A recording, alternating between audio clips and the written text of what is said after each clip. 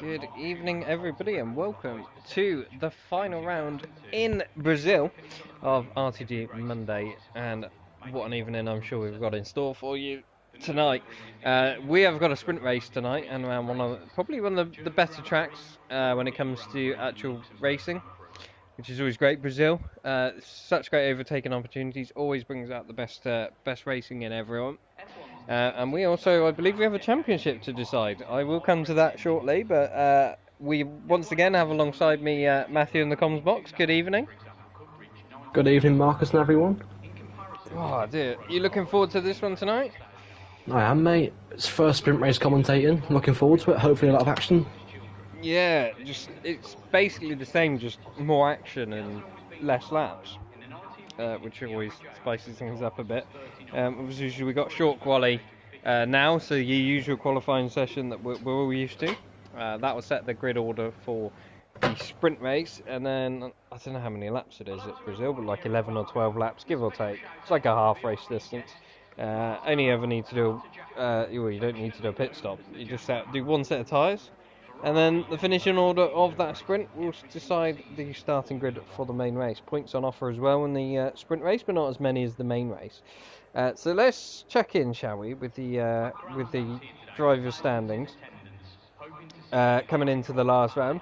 We have leading the way Chuckle on 184 points, and not far behind Josh McGill on 172. So that title battle is open, and that's Josh McGill. Is Josh McGill actually here this evening?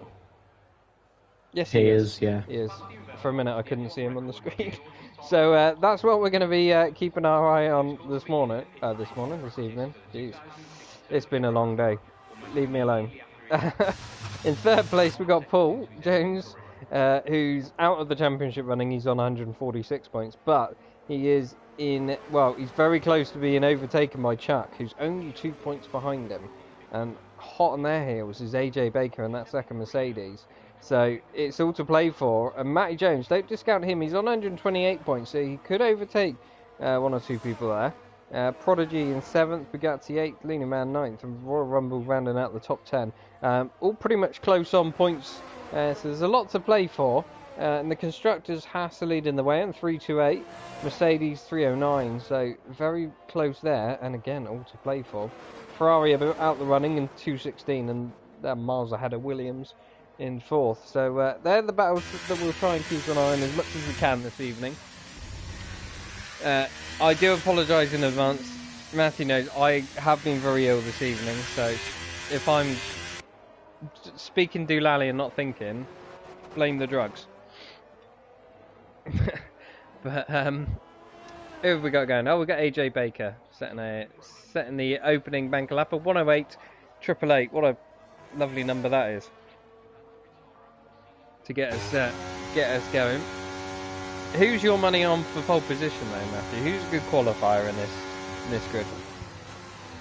Oh, well, the favourite has to be Josh McGill, doesn't it? I think. Yeah, it's a good shout. He's invalidated this lap though, unless it's just an out lap. No, he is on a lap but invalidated, so not a good start for the Mercedes driver.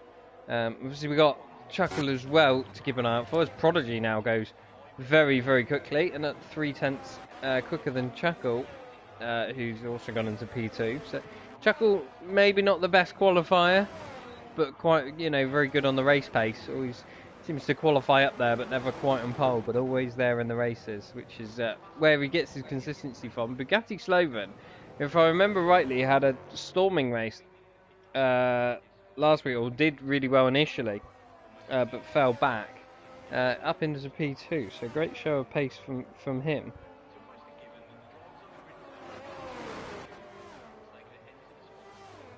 Yes, we have a comment in the chat. Oh, it's David Benson. Good evening.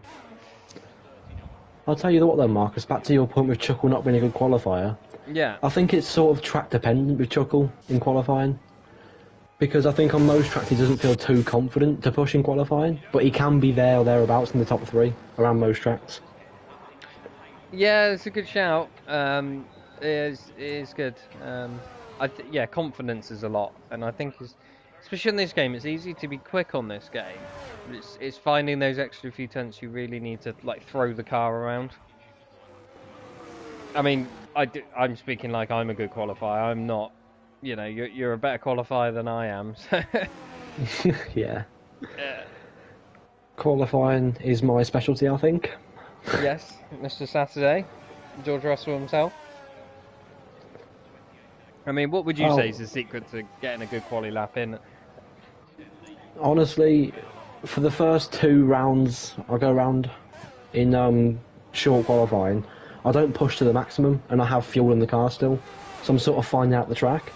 Then on the last run, bolt on a fresh set of softs, fuel to the minimum, and just go for it. If you find the wall, you find the wall. If you don't, you get pole. Okay, that's a good suggestion. I'll try that next time.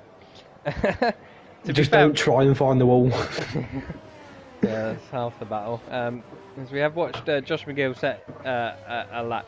So Brazil is actually one of those tracks, isn't it, where you can do a couple of laps because it's so short and the tyre wear isn't that high. You can do an out lap and then like another build-up lap and then your hot lap. Yeah, Brazil as well. One of the tracks you have to find the maximum amount of time you can around every single corner. It's quite a short lap, but also the sectors differ, don't they, between top speed and downforce. The second sector highly reliable on downforce, but yet the first and third sector you want low wings. So it depends on the driver. To be fair, I run high wings myself around most tracks. I know most don't. Yeah, exactly. This is it. But yeah, Josh McGill going into P2.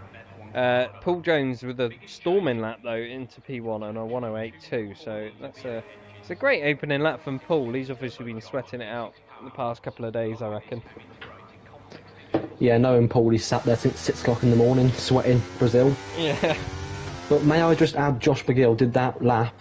That was his second actual lap, because I think he got invalidated on his first lap. But he had like just under half a battery to do that lap. Okay, so he possibly got a bit more in the tank there. I would say so. And to be fair, not far behind Paul either on that. And both of them are good 2 tenths clear of Prodigy, who's also a great qualifier. Got some insane pace recently. We will watch AJ Baker go around on a lap because there's not many people on a lap right now. I think there's only 2. So we're just going to watch the second Mercedes as he goes through the centre S, using as much of the track as he possibly can. Prod's gone purple through sector 1. Oh, is he on a lap now, Prod? Yeah. So going through sector 2 now. Did not notice that. Good shout. So we'll jump forward with the Red Bull.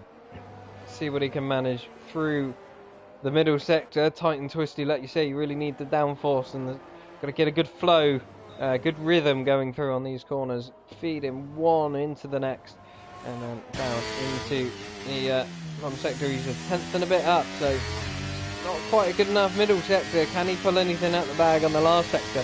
Thing is, there's not much of there's only really one corner in the last sector, but it's such an important corner. You can gain or lose so much out of it. Up to the line, the Red Bull goes.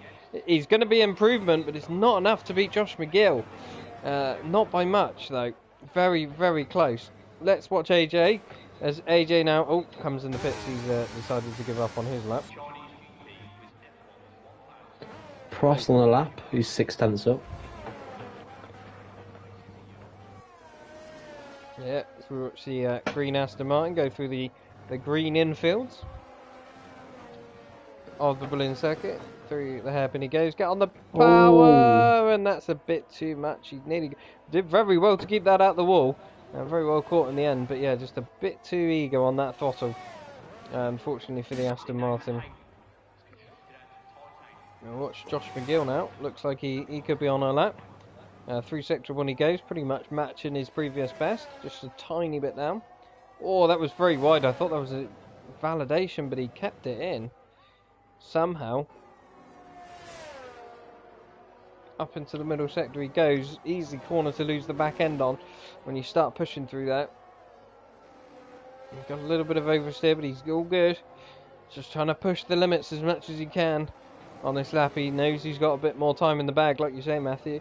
Can he find it? Oh, Bugatti's round. He was improving. but he's round. Not good. Josh McGill's improving, but not by much. It's barely a 10th improvement. He'll gain a lot of time down here, though, I think, because the battery level. Yeah, let's see. As he comes across the line, what's this going to be? It's going to be a pole, 107.953. You're absolutely on the money. He gained a lot of time in that last sector from that. What a lap. First driver into the 107s. Great stuff there from him. Hold that thought, though. Chuckle's coming through the last sector now. He's purple through sector 2. What can he do? Coming to the line, hugging the left-hand side of the track. Head down, DRS open. What's he going to go? Comes to the line, 4th. 3/10th improvement by Chuckle. Brilliant effort. Yeah, and she's going to be a little disappointed by that, but when he gets back to the pits and actually looks at the calibre of drivers that's up ahead of him, you know, it's no mean feat to match them. Some great qualifiers in there. Yeah, and I mean, second to Chuckle is literally 2/10. That's easily gainable around here on the final run. Absolutely, as Elegant has invalidated his lap, so he won't be improving for now, but we've still got a good 6.5 minutes left on the clock. AJ Baker's starting his lap now, heading towards sector 2, the end of sector 1, and he is down by a 10th. I'll watch along and carry on, see if he improves for the second sector, and I'll let you know, Marcus. Yeah, no worries at all. Certainly honourable mention is, I think, RTG Lee at this point in time. Got his wheel on the weekend, didn't he? And he first league race on the wheel for him. So it's going to be an interest, or a new wheel for him. It's going to be an interesting one for him. But he's doing really well up in P6 at the moment. So I'm sure he's going to be happy with that. And we see AJ now backing out of his lap because he had a big snap of oversteer in sector 2. So he'll come into the pits and try again. He certainly will. Apex Royal coming through. Let's see what his sector 2 split's like. It's 600ths up on his previous best. Oh no. Far behind Chuck, so if he can gain another little bit in this last sector, could be enough to see him up a position or two.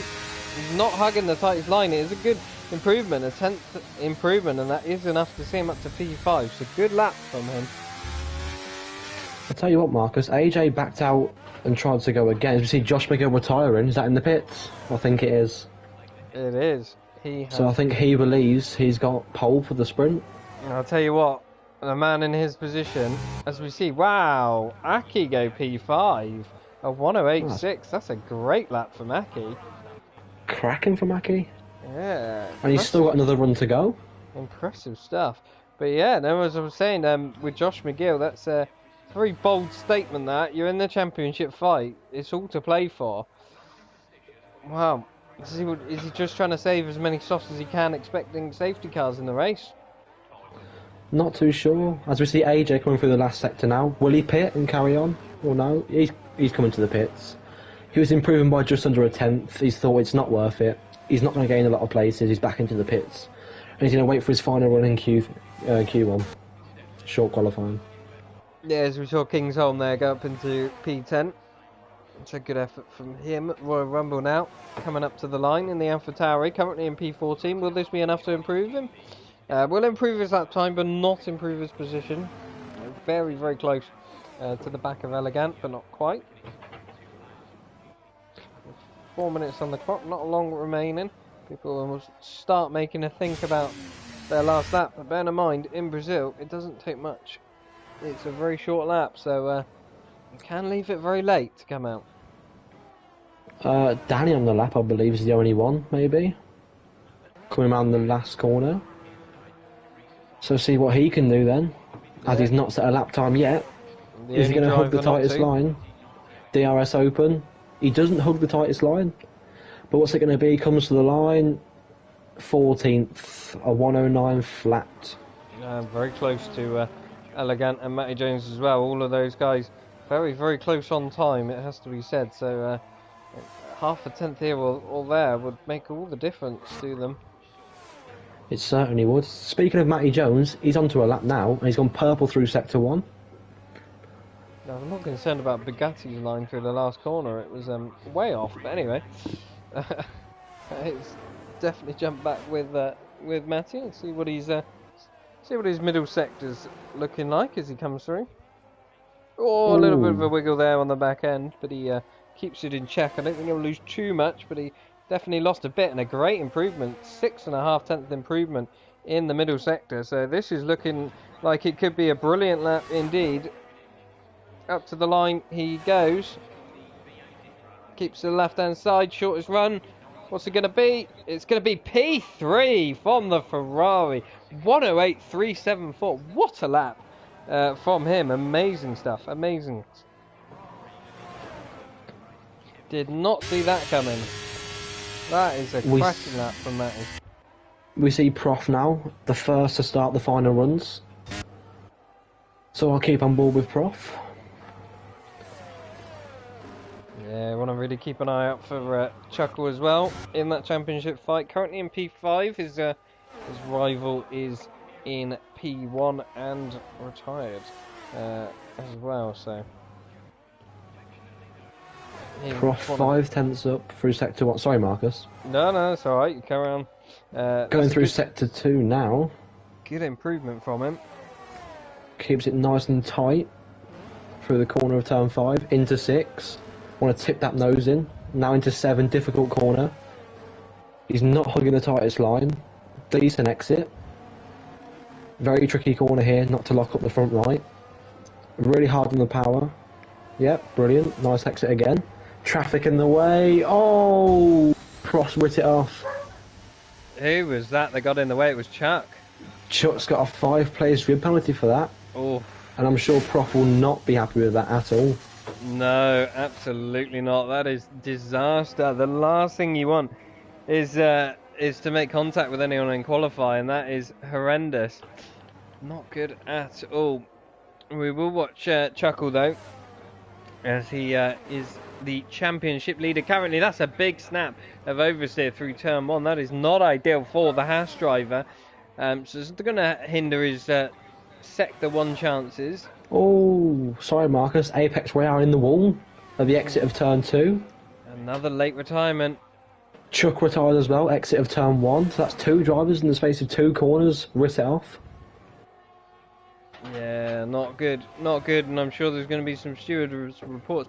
And I tell you what, it could be interesting to see what the stewards report outcome is, because that did involve Chuck, who was a Haas. And they are in a championship fight, don't forget. So And that's going to cost Haas a lot of points. Another big snap of oversteer from Chuckle. He is absolutely pushing as hard as he can to gain everything he can, but he is only going backwards with his time delta. This is not a good enough lap for Chuckle. I think it's going to be P5 at absolute best. Is there anyone else who's improving? Aki is on a lap by the looks of it. Yeah, Chuckle's coming in. There's no point finishing that lap. Waste of time for him. AJ Baker next across the line, 2 tenths up. Sorry, Marcus. Yeah, let's keep an eye on AJ. Is he able to do much? Yeah, he is P6, but he doesn't get past Chuckle, crucially for him in the championship. Just sits behind him, which I'm sure Josh McGill would have wanted his teammate getting ahead of Chuckle to hold him back. That would have been ideal for him. Aki's coming in the pits. He's bailed on his lap. Bugatti, what's he doing? He's 10th up. Last time the Delta checked in, across the line, the Ferrari goes. Can he match his teammate? Not quite, but it's a 7th place nonetheless for him, and I think that is everybody. Wow. Yeah, and Lee Craig improving on his last lap there. Put him up to P8 for a second or two until Bugatti jumped him down to P9, but still amazing qualifying there for Alfa Romeo, 8 and 9. Yeah, absolutely. What great qualifying session that was. I'll tell you what do you make of that incident between Chuck and Prof? Now we've got time to talk about it. Well, I think that was all in Chuck, that was. I mean, Prof's on the lap, obviously taking the racing line. Chuck didn't move out the way.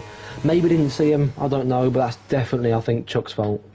Yeah, you'd assume it's just didn't realise he was there, which is so easy to do, but, you know, is what it is. But there we go, Josh McGill, that ego retire. Not a problem for him in the end. Paul Jones did improve, I think, in the end, but still in the 108s. Josh McGill, the only driver to get tip into the 107s. What a fantastic lap that is. And very quick round here as well. I raced him a few weeks ago, and he's very fast around this track. So he's going to be tough to beat him this evening. Paul Jones in second. Matty Jones with a cracking qualifying in P3. That's got to be one of his best qualifying results I've seen him do. Anyway, Prodigy P4, Chuckle P5, AJ 6th, Bugatti 7th, Aki 8th. Couldn't improve on his final lap. Lee 9th, and I didn't see who was 10th to round out the top 10, but nonetheless. Chuck for the sprint is starting 17th place, because obviously that 5-place grid penalty. So you'll want to keep an eye on Chuck throughout this race, I presume. Obviously, Haas in a battle with constructors, and a sprint race, not many laps to get the moves done. So will he go aggressive? Yeah, he's going to have to really. So that constructors battle, you know, AJ's up there, Josh McGill's right in the on pole position. They're primed to get the most amount of points they can possibly do out of this race. So Haas qualifying P5 and well down in 17th, not good for them. So all to play for. I must admit, I don't. Do you know what the points for the sprint race are? Are they same as normal? So like 8 points for the win. I think the sprint race stays the same. Yeah. Yeah, I think so. We're gonna have to try and do some quick maths in the championship, I think, as the race goes on. But there we go. Just want to say as well, Mercedes will get an extra point there with Josh McGill getting pole. They will, so that's one extra point for Mercedes and for Josh McGill as well. Also, Marcus, quick question. If you get fastest lap in the sprint race, will you get an extra point for that as well? I don't believe the fastest lap counts, no. No. It doesn't in real life, and I no other leagues haven't done it, so I'm assuming that it would be the same here. Yeah. So, 12-point gap between Josh and Chuckle. That is already reduced to 11, and we're not even turned a wheel in a race scenario yet. Which just shows that point in qualifying does actually matter sometimes. Yes, yeah, absolutely. And I tell you what, I think Josh McGill's got the majority of pole position, surely, this season. He's After me, of course, reserving. Wow. Yeah, to be fair, you're about the only person that can get close to him in qualifying. Should just wait for everyone to choose their strategies. I think the majority of people are going to go on mediums. Is anyone going to risk a set of softs? That's the question. Because they will last reasonably well around there, but they will get quite hot. I'll tell you what, if I was Josh McGill and Chuckle, I would go for a set of softs. As we see the race starting now. We certainly will. I think there's a few soft tyres, especially on the Williams and Paul by the looks of things, but we'll get to that in a minute. 5 lights, and away we go for the Brazilian Grand Prix. It's been a good start for Josh McGill. He's pulled away nicely from Paul. The Haas of Chuckle's got a good start, but he's not able to go anywhere. Matty Jones has been swamped at the start. He's gone down 2 positions. Chuckle goes around the outside. Great start from him. We've also got Chuck, who's had a lightning start at the back. He's already up to P10. There's somebody round in the background. Is that Pippo? I think it is Pippo. Kennedy has gone round. He's suffering both Alpines, having an absolute disaster. Down to 17th and 18th. But what a start from Chuck. Up to P11. Absolutely barnstorming first 2 corners from him. Matty Jones will be a bit disappointed. He's dropped a couple of positions. Aki's round as well. Aki has now dropped it in the middle sector. Was there contact? Was that on his own? It's on the entry to the corners. A bit unusual. But yeah, he's rounding to the back of the grid. Gutting for him, but Josh McGill leads and is already trying to pull a gap on Paul and Prodigy. Chasing Paul down right behind. Let's get up the tyres, shall we, so we can actually see who's on what. And it is pretty much a 50-50 mix. Some on soft, some on mediums. Matty Jones on the mediums. That's probably why he didn't get a good start, and he got jumped by Prod and Chuckle at that start. Josh McGill sits fastest lap, as you would expect, being the lead car, and he is trying to get that DRS, out of DRS range of Paul. He's got a couple of laps to do so, as Kingsholm now makes a move on Bugatti into the first corner, and now he's going to be looking to make a move on Lee.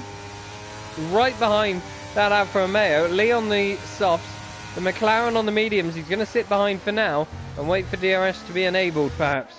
But yeah, great start there from Kingsholm as well. Just want to say, that penalty for Chuck wasn't served in the sprint race, so where he finishes now, he will start 5 places down from there. Oh, that could be right. Where did he actually start then? 12th. Oh, so, sorry, Chuck, I take that back. Not such a barnstorming first lap for you. On that note, but yeah, getting very close. Matty Jones has dropped out of DRS range, struggling on those mediums. Paul also dropped out of DRS range of Josh, so Josh doing absolutely everything he can.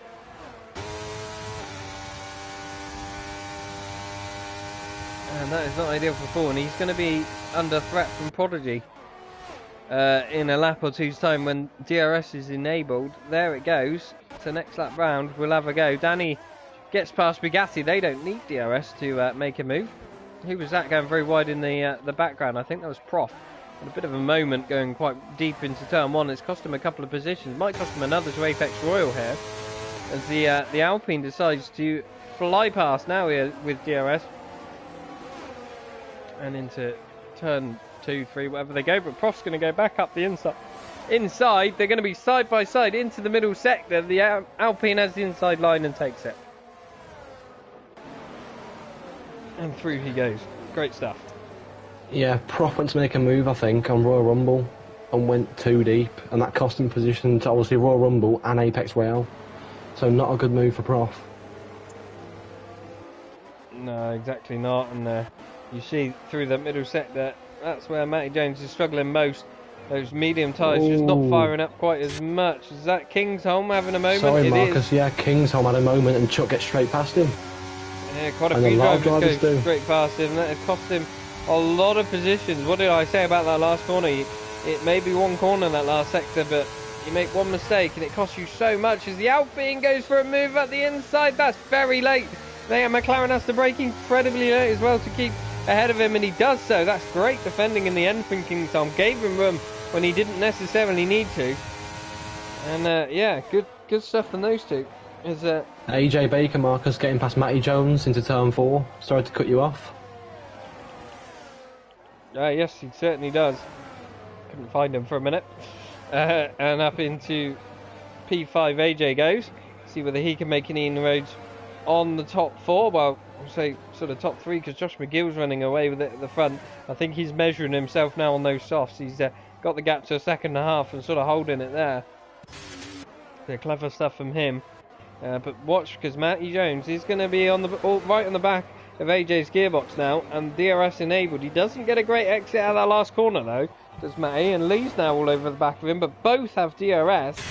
Is anyone going to make a move on the other? We'll have to see. Matty Jones going to be very close. He goes to the inside of AJ, and the move is made before the braking zone. Great stuff from the Ferrari. Good straight line speed from him. But AJ's going to have a go back at him with DRS back now. And he's going to go to the inside. Is Matty going to defend it? No, he's going to let the Mercedes through. They're going to DRS hop each other.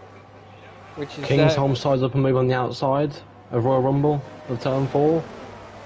Goes wide though, Royal Rumble gets it back. Certainly does. Was he without track limits? I think he was just within, but it was hard to tell on that camera angle. But down the inside now Kingsholm goes. He's got the better line through there. And he's going to go for it. Is the AlphaTauri going to send it back? No, he doesn't. But big wiggle from Kingsholm, but well held in the end. Great stuff.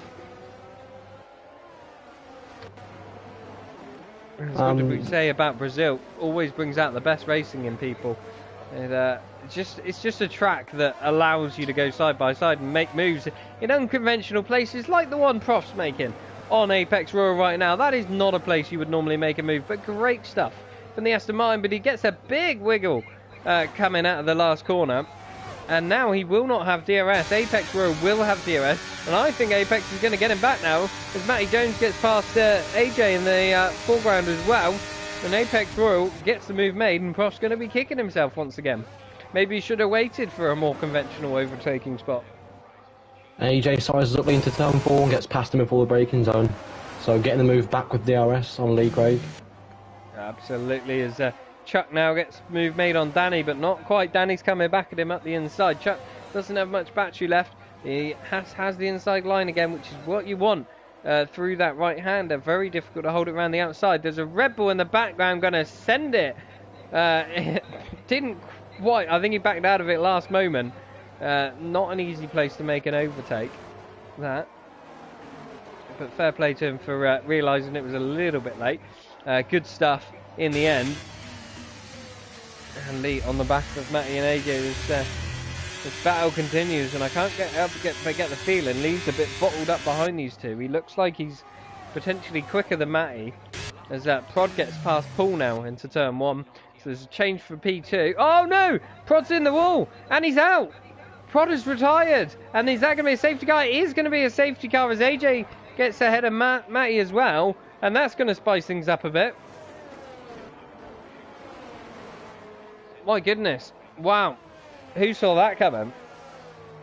Prodigy finally gets past Paul and then drops it on the exit of turn 1. Josh McGill will have lost his lead. Paul Jones will take back P2. Chuckles now to P3, which is a great race from him. The medium runners are going to be loving this because, you know, this is where they're going to be strongest, I guess, towards the end. Is anyone going to be tempted to dive in and put a new set of softs on, like Flea? Certainly if you're at the back, it's definitely worth doing. Yeah, I don't think the cars towards the mid-pack will start doing it, because look how close they are. I mean, there's a massive gap between Chuckle and AJ Baker, but I don't think it's worth it. I mean, back to what you were saying, Marcus, with the mediums coming into their, you know, playtime now, this sort of does help the softs as well a little bit, because obviously they're not getting worn as much in the safety car.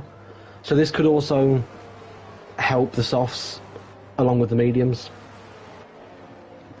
Yeah, certainly in previous games I always thought the gain under safety car of tyre there was next to nothing. This game is more so because you don't need to do any tyre weaving. You can just hold the brakes. But I still think the amount of tyre wear that you save is minimal. In all honesty, I think the tyre wear is reasonably scripted to your setup, I would say. Well, certainly in my experience, anyway. Maybe I just had terrible tyre wear and that was it. But, yeah, it's going to be an interesting one. I'm surprised like the likes of Aki or Prof hasn't come in. What has gone on there? Apex Royal has got a penalty for hitting Bugatti. And he's lost his end plate, so he must have rear-ended him for some reason. Don't know what's gone on there. That is not good. And I tell you what, actually going back to the as well, qualified, obviously that would be why Josh McGill Ego retired. Because he wanted to save himself an extra set of softs, didn't he? Wanted a set of softs for the sprint and a set of softs saved for the main race as well. Yeah, that's a good point, to be fair. Good spot from you.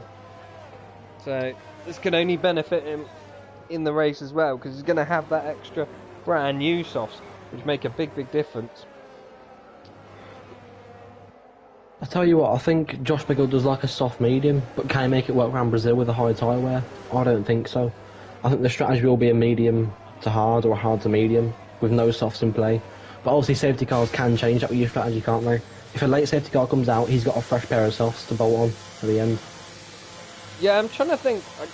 There's a few weeks ago when me and Josh raced in the Wednesday one, and we had a great old battle between the two of us, and I actually, for the life of me, can't remember what my strategy was or what we did, and what was best. I have a feeling me and Josh did a slightly different strategy, like he went longer and went to the softs or something like that, but I can't remember now. I mean, let me refresh memory back to Belgium Wednesday tier. Me, you and Josh, all three of us, different strategies, and we all come together at the end, so I mean, different strategies help you at different parts of the race, don't they? Well, we would have done had I not bottled it, but yes, in the end. Yeah, you know what I mean. You coming on the soft, you would have caught us and maybe yes, overtook us. Yeah, you two were battling out and getting very close, and I was catching you, and would be due to catch you on the last couple of laps. But yeah, bottled it. The pressure got to me. Yeah, it's interesting. Belgium is definitely one of those tracks you can do a wide variety of strategies, but I think Brazil is as well, and certainly with like safety cars and that, it really will throw a spanner in the works. Saying that though, Josh McGill did go, if you remember, medium to hard. So, does he favour the hard compounds? Who knows for this race? Yeah, we'll have to see. He might do, but just want to save the softs in case of a late safety car. And speaking of a late, that is the most ridiculous late call I've ever seen. No, it's not the most ridiculous late safety call I've ever seen. This game does this all the time. It's ridiculous. But Josh McGill's going to do an AJ and go really early. And he's caught Paul Jones absolutely napping. He has not caught, however, Chuckle and his teammate napping. And they're going to go 3 wide into turn 1. Who's going to come out on top of that? Paul manages to outbrake all of them. Great stuff from all of these guys. And then Matty Jones is there, ready to pick up the pieces. And he's going to go up the inside of AJ now. And they're going to be side by side into the left-hander at the end of sector 1. Who's going to have the ascendancy? I think AJ does just now. I can't get a very good camera angle. Matty Jones gets back up the inside. AJ's still there, but Matty has the ascendancy at the moment. Round the outside, no, he's going round. No. Matty Jones, oh no. How did AJ avoid that? Elegant's gone up to 4th. Where has he come from? I'm sure he was back in like 11th just now.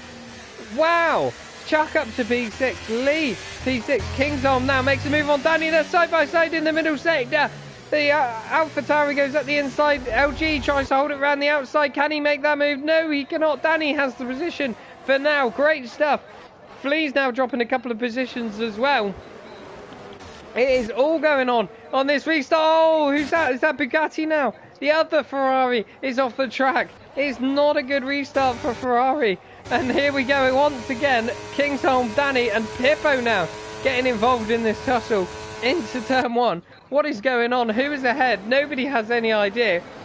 I think Prof's in there as well. Oh, is that McLaren making a bit of contact? I think I saw a bit of contact but didn't quite. Kingsholm now on the back of Danny once again. To the right hand side he goes. Danny defends the inside, round the outside, Kingsholm goes, can he hold that? Not quite. I think Danny has the ascendancy for now, and I need to take a deep breath after all of that. Wow. Yeah, fair play for keeping up with that. But yeah, Elegant out of absolutely nowhere, up 11 positions. But he's creating a big train behind him now with AJ and Chuck, and I'm sure Lee will catch. Oh, Pippo's round. Pippo's dropped it in the middle sector, and he's gone round, as is Bugatti again. So obviously their tyre's not doing so well. But yeah, I'm sure Elegant was in like P12 or P11. I want to see his point of view on that restart. What on earth did he do to get up to P4? Insane stuff from the Red Bull driver.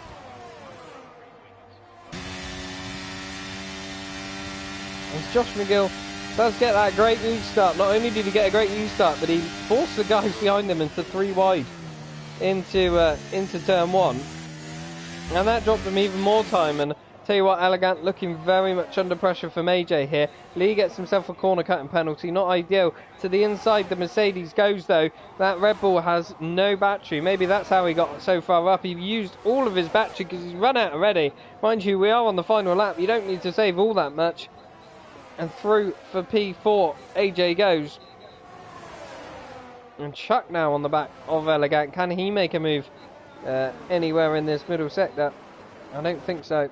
But he will have a DRS attack up to the line. Only one real DRS attacking zone left in this sprint race. Where's Josh McGill? He's coming around the final corner now.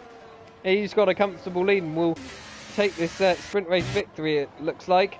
Kingsholm and Aki. Oh, Kingsholm's gone around nearly. He's well held from the McLaren. He's come back on and nearly taken out Prof though in the process. Josh McGill crosses the line. We'll quickly jump back to him. He takes the sprint race when Paul Jones is second. Chuckle takes third. Great for him.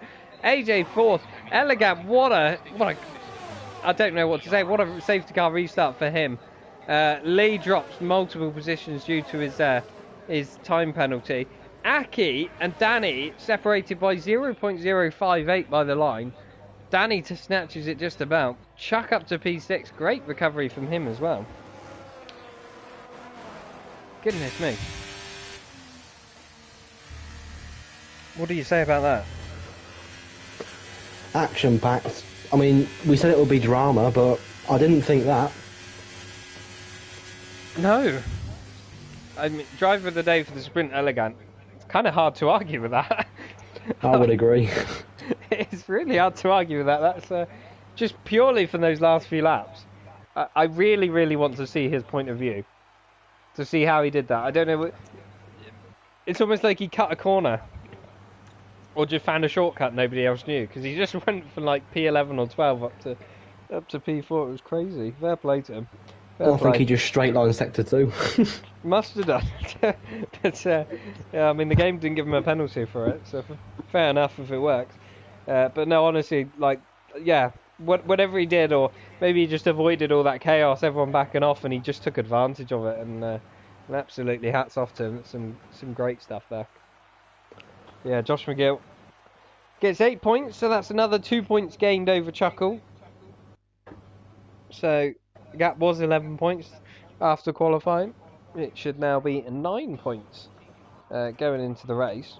So, if Josh McGill wins and gets fastest lap, what does Chuckle need to do? Let's have a think, shall we? We need to work this one out. What's the point difference at the minute? 9.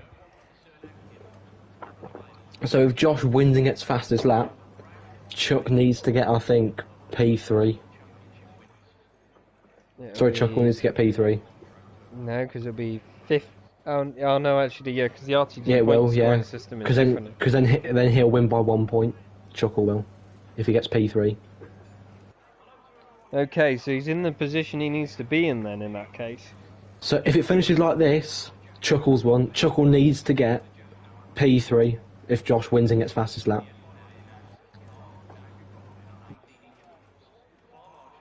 So not an easy task, but that's what he's got to do to get the championship.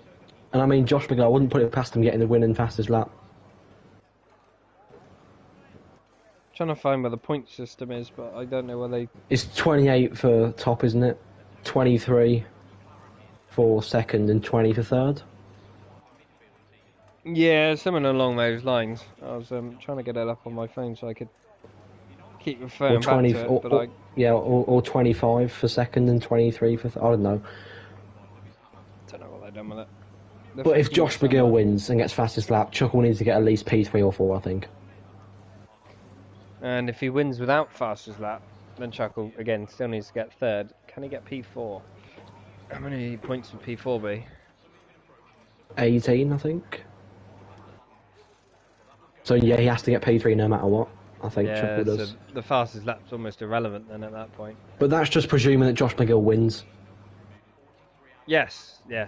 And absolutely nothing in that sprint race said that he wouldn't just run away with a victory. As we know in RTG, Marcus, anything can happen. Safety cars, a red flag could possibly happen in the first one, I think, if they're not turned off. But I think they are, it's broken, isn't it? I thought they turned it back on, but I might be wrong on that. But yeah, I don't think I've ever had a red flag on this game. Yeah, same. I've never had one, ever. Not even in open lobbies, and that's saying something. Yeah, true. And you know how bad they are. Funnily enough, they're more clean than racing in ranked, but there we go. That's just a different story, isn't it, ranked? Ranked is just horrible. Oh, I had a great race in ranked with somebody around Singapore. It was in the wet. Fair play to him. Honestly, we had 3 laps of really, really good wheel-to-wheel racing. And I thoroughly enjoyed it. I was clearly quicker than him by a couple of tenths. But, he was giving up a great battle, and it's hard to overtake around Singapore and in the wet. Like, it was great. And then he decided that he would get a bit peed off of me and brake checked me. I was expecting that. Put you in the wall, brake check you or something like that. Or dive bomb you in the inside. The After 3 laps of racing, it's the end. the irony is that while brake checking me, I did damage my wing, yes. But it shot him off into the wall and gave him even more wing damage. So I continued on the lap, so did he, but I was much quicker on that lap. Pitted, as did she stayed out for an extra lap just so I didn't come across him. Pitted, and then I won it by like miles. But anyway, back to the race. 5 lights, and away we go once more for the main race in RTG. And once again, great start for Josh McGill. He comes across to cover Paul. There's a few wide further back. Chuckle and AJ going side by side. Josh McGill will absolutely want his teammate to try and get past Chuckle, but he doesn't. There's an Alpine gone off in the background, I think. That's Apex Royal, who's gone out and round. Flea's dropping a couple of positions well. Looks like he's had a mare of the first 2 corners, but Chuckle just about holds on to that P3 for now. But how long? Elegance now managed to get back past AJ, so he's obviously compromised his line into turn 2. And what a great start once again from Elegant. He gets up another position and gets that position back he lost at the end of the sprint race. LGE is going to send it up the inside of Aki, but backs out of it at the last moment. That was incredibly late as well. But fair play, well avoided both of them. Prodigy, look for him trying to come back through the field. He's going to try and make a comeback. We have another yellow flag. That is Apex Royal again, who's had a bit of a mare of an opening lap, it has to be said. AJ bottled up behind Elegant and potentially costing him time here. He wants to get that move made as soon as possible. He is pushing him through this last sector and down the straight. Can he get in the slipstream? What's Elegant's wings like? It looks like AJ's struggling even in the slipstream, but to the inside he goes finally, and into P4 once again. AJ goes. Kingsholm does get a move made past Aki. Aki tries to go back at the inside but can't make it just yet. But another action-packed first lap of racing from these boys in RTG Mondays.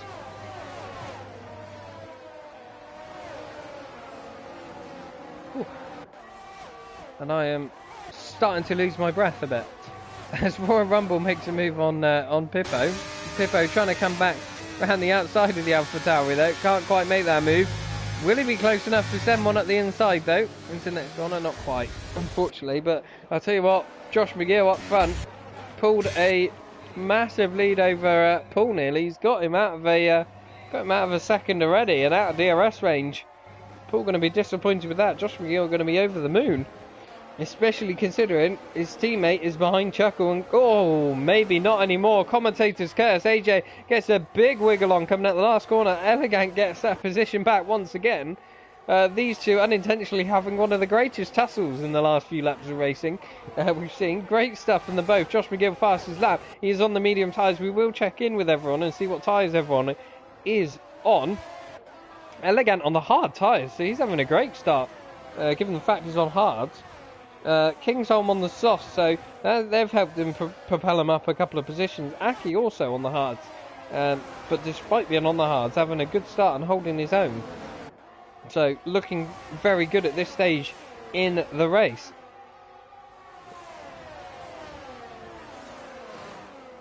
As we file through into middle sector once again. Kingsholm all over the back of AJ now, who in turn is in all over the back of thing. Oh, Kingsholm goes for a move. That's a late move. That's bold. That's brave. That's ambitious. But he's making it stick. Now he has to hold it around the outside. Can he do that? No, he cannot.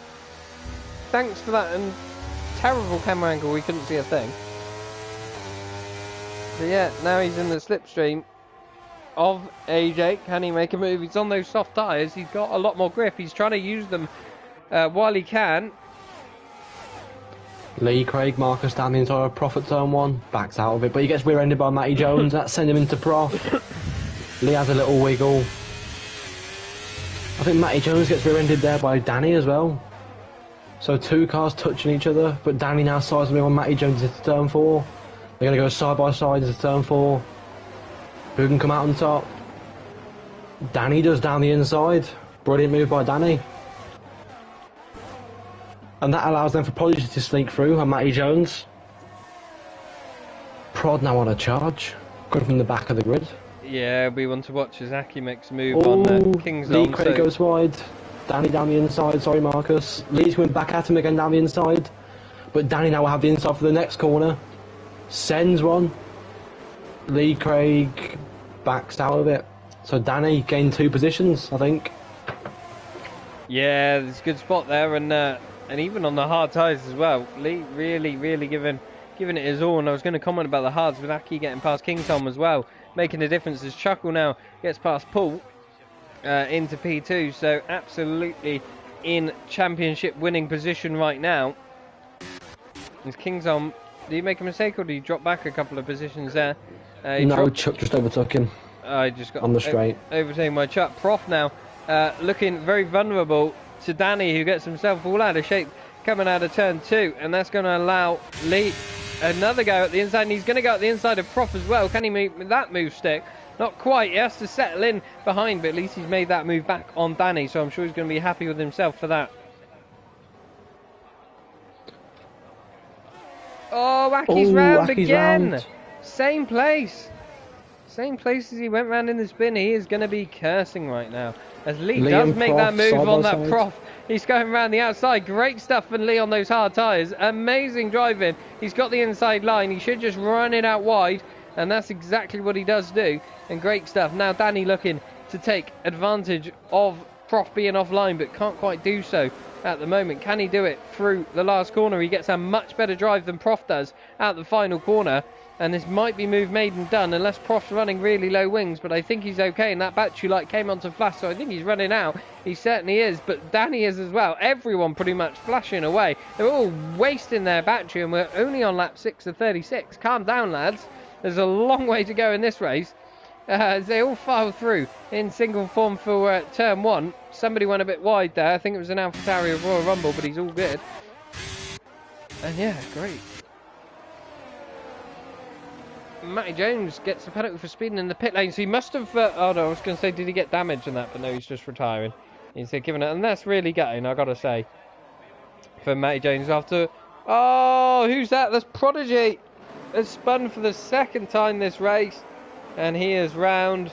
He's still going. I don't think he's got damage from it, but dropping right to the back of the field once again, and he's going to be gutted with that. And Paul locks the rears into the last corner. I was about to say he's getting close to Chuckle, but after that mistake, it's dropped him a second Mac, and will he get DRS now from that? Or has that cost him? It's cost him DRS. He's not got DRS. Yeah, big news.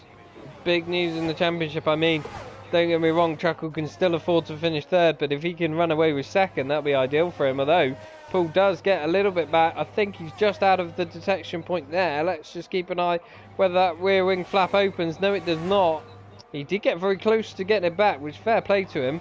Let's see whether he can get it back in the middle of the thing. There's in the lap. There's Prodigy retiring as well in the pit lane. So if we look further back, Marcus, Lee was trying to sort of move on Kingsholm there. Doesn't get it done though. He backs out because he had 0 battery. Yeah, those they're hard both flashing away. Really coming into their own right now. Starting to phase in quite nicely, especially over those softs. But yeah, 2 of the big hitters in this race, Prodigy and Matty Jones, qualified very high up. Matty Jones with his best qualifying ever, I think, in RTG. Both out of this race, early retirements after lap 7. Lee now again, going to solve the move into turn 1 on Kingsholm, and he's got the better run out of the last corner. He's got more battery, and before the DRS is activated, he's got Kingsholm. Good move by Lee Craig. Yeah, sometimes it's almost better to be overtaken earlier in the straight, because then you can duck in the slipstream, because the slipstream's so stupidly powerful. If you wait till late, everyone else has got slipstream behind you. So if you're the first in the DRS train, you're better off being overtaken as early as possible and then ducking in the slipstream, and you can actually then defend from the guys behind. Speaking of which, Danny makes a move on Kingsholm, and you've got it all out of shape through turn 1 and 2. Talking of slipstream, Marcus, I think AJ's holding back a little bit on Elegant, saving battery, and just going to wait for Elegant to start flashing. Is that an Aston Martin going at the inside? Oh, there's contact between Kingsholm and Prof. And a Prof has been given a 5-second penalty for corner cutting. I'm sure that one's going to the stewards, but Prof made an ambitious move up the inside of the McLaren there into the right-hander. Kingsholm gave him room, and on the exit, Kingsholm lost the back end and just came across unintentionally and took Prof out onto the grass. Contact between the two. There's a second McLaren of Flea now onto the grass. Prof going to be absolutely fuming, I imagine, with that. Drama aplenty. Neither of them pit, so no damage, fortunately. And I'm sure Prof will look to get that 5-second penalty removed at the end of the race. It's only fair if he does so, as AJ now does make that move on Elegant and decides, I've had enough of sitting behind and charging my battery. I'm going to make a move for it. But Elegant isn't going to give up that easily. He's going to come back up the inside, but he hasn't got much battery. He's flashing. AJ has the better line up the inside and has that move made. These two been at it all race long and in the sprint race. And through the Mercedes goes. But will Elegant try and ever go back at him in the DRS? Will he be able to? Could well do. Talking of DRS as well, Marcus, Paul Jones back in the DRS of Chuckle now into the last corner. Doesn't make the same mistake again. He's got a lot of battery charge, so he saved a lot of it. And I think he'll wait for the second straight, will Paul? Yeah, possibly if he tries unsettle Chuckle into the turn one, tries to put him off a bit. AJ is holding off nicely to Elegant. Chuck's actually on the back of Elegant. They both have DRS though. Chuck, will he make a move up the inside? He decides to back out of it, but very, very close to doing so. Will Paul be close enough in the second DRS zone to make a move? I don't think so. No, Paul will back out. He will do ever the sensible thing to do. Save a bit of battery. Live to fight another day. Elegant now trying to make a move on AJ. To the inside he goes. AJ will try and hold the outside line. There's a little bit of a wiggle on, and I think that's cost him, and it certainly has. And Elegant goes back through for P4. As Royal Rumble and Kingsholm fighting, Royal Rumble is way off the track and got himself a penalty. Kingsholm now gets past Prof, which I'm sure is going to be rubbing salt into the wounds for Prof on that one. Although it was an unintentional, I think, clearly from Kingsholm. Still, a little bit of salt in the wounds when somebody that just took you out overtakes you again. Hang on, Marcus. Paul's used a little bit of battery to get close on this. He's using overtake again, the DRS open. Going to go down the inside of Chuckle before the braking zone, and that's the move done for Paul. Calmly waited, and he's just poached on his prey. Certainly does. Will Chuckle try and have a go back, or will he happily sit in the DRS and save battery? He'll probably do the latter, I think, looking at it. As we see Kingsholm and Prof swap positions once again. Prof now makes a move into turn one. Great stuff from him. AJ and Elegant going side by side again to turn 4. This time Elegant on the outside, AJ on the inside gets the move done. Yeah, exactly. And you've got Chuck and Lee now sitting behind these two. And bear in mind, Elegant and Lee are on the hard tyres, so it could be looking pretty strong later on. Yeah, holding the pace to the mediums. Elegant almost goes into the back of AJ Baker. Yeah, that's very close. I think he outbraked himself a bit there. Fair play, he managed to avoid him as Kingsholm loses it in the middle sector once again. But yeah, that could cost him. I don't think it will cost him DRS. I think he's managed to hold on to it. I think that's Prof as well in the middle sector round. But this has allowed Chuck now to get right on the back of Elegant, using a bit of battery as Chuck out the last corner. Elegant's flashing, you can see that light flashing. He'll want to get the overtake done. Yeah, Chuck's battery light flashing as well, but I think looking at this, Elegant has really, really high top end speed. He has very low wings because he seems to be incredibly quick in a straight line. And now AJ and Chuck going side by side as Elegant goes through. And now these two bickering are going to allow Elegant to go through. But Lee says, do you know what, lads? I'll have some of that and go at the inside. But not quite. He does back out in the end. But fair play. He's there waiting to pounce. But what a great four-way battle this is turning into be. Yeah, brilliant, amazing, isn't it? All of them following each other, pulling each other around. But I don't think they can get to the top 3 now. They're way too far back. Yeah, absolutely. So, I don't know whether you remember a little while ago, Matthew, me and you had a great race around Brazil in another league. And you went for the undercut and went for the softer tyres earlier. And then you pulled a nice gap on me, and then I went later and decided to chase you down on fresher tyres. It was rigged. It was rigged. It was not rigged.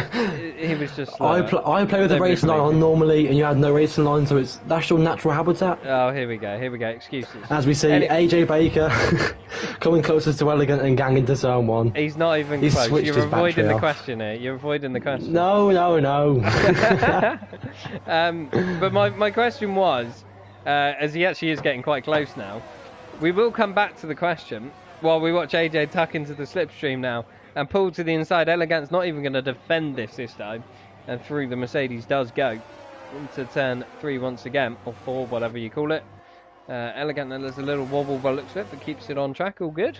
But yeah, my question is, would you rather be on mediums now and just like chuck on a set of hards quite early, go for the undercut, bit like you did, or would you rather be on a set of hards or even go really, really long and lose a lot of time in the middle stint on the mediums, but then bolt on a set of softs and go chasing down those ahead of you? Which position would you rather be in? I'll tell you what, I've been on hards round in the past, and it's not worked out for me. It just put me at the back of the grid. I retired. So I think mediums are the best compound to race on, but then bolt onto a set of hards after at the end of that stint. And obviously hards are durable, last longer. So I mean, mediums and hards right now are probably on the crossover point. Hards are getting better, mediums wearing off a little bit. As we see Chuck into the pits proving my point of the mediums wearing off a little bit, I presume. Yeah, Chuck decided to go for the hards.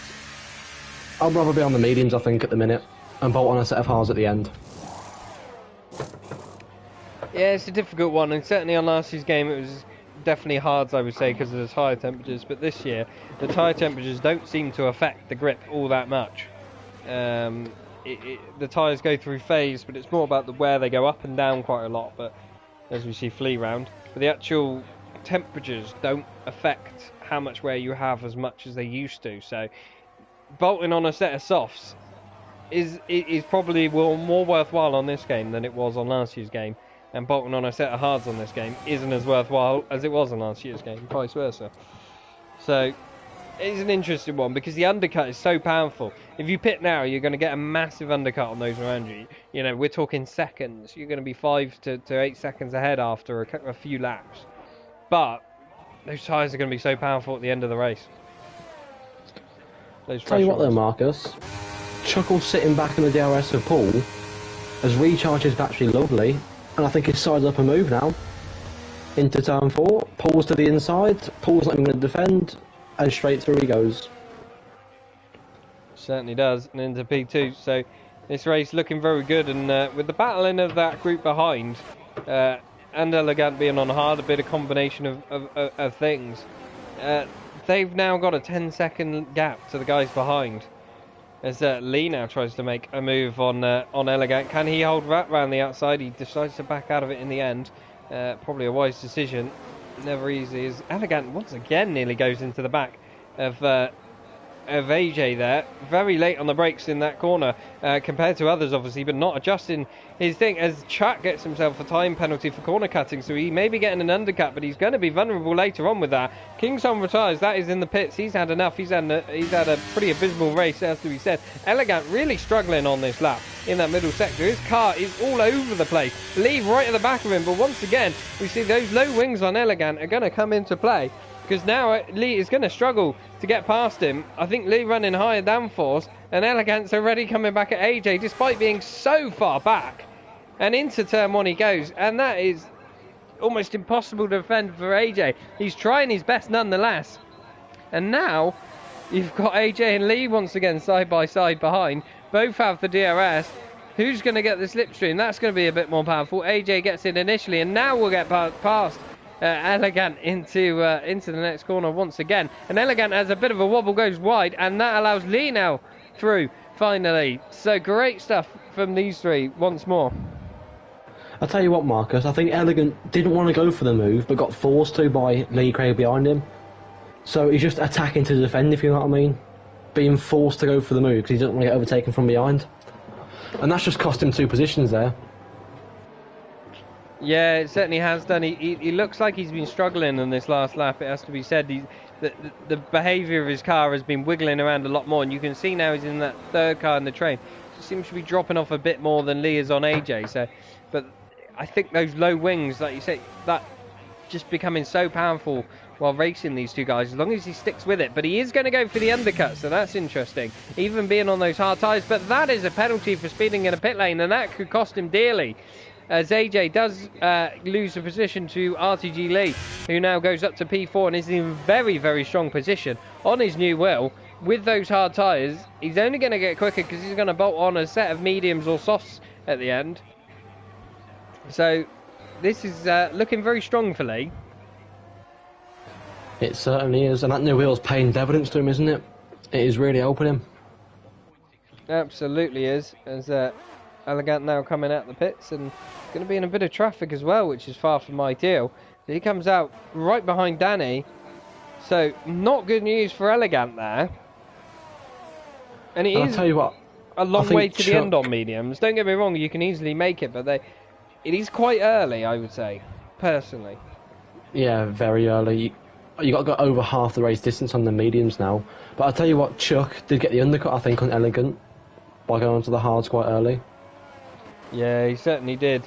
And that penalty, not quite as drastic now that Elegant has a penalty for speeding in the pit lane. But don't forget, we've got Lee and AJ as well. And also, don't forget Pippo there. He's holding on just about to DRS range. He's been gradually catching these guys up with their battling.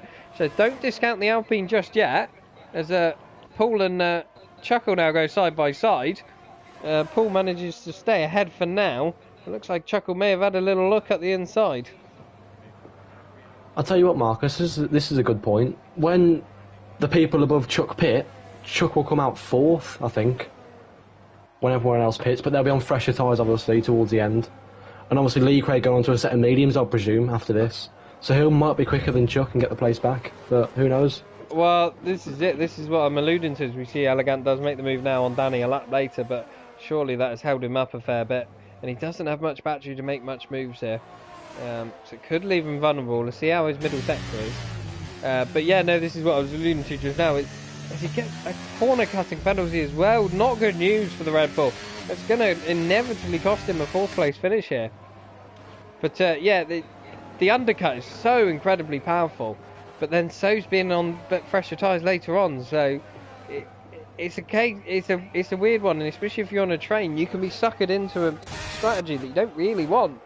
Whereas like the top few guys, they're in an ideal position because they can just hang it out, not be afraid of being undercut massively, and they're just sitting at their leisure. Saying that though, Marcus, the longer Chuckle stays out, Chuck will overtake him. But I think with team orders in the championship on the line, he'll give it back, obviously. Yeah, and I think with fresher tyres, he will inevitably get back past. Chuck with a penalty too as well, so...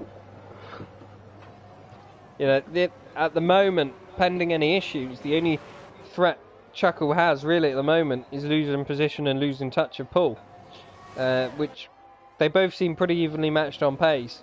And even if Chuckle gets out-strategized by Paul and settles for 3rd, it's still enough in the championship for him.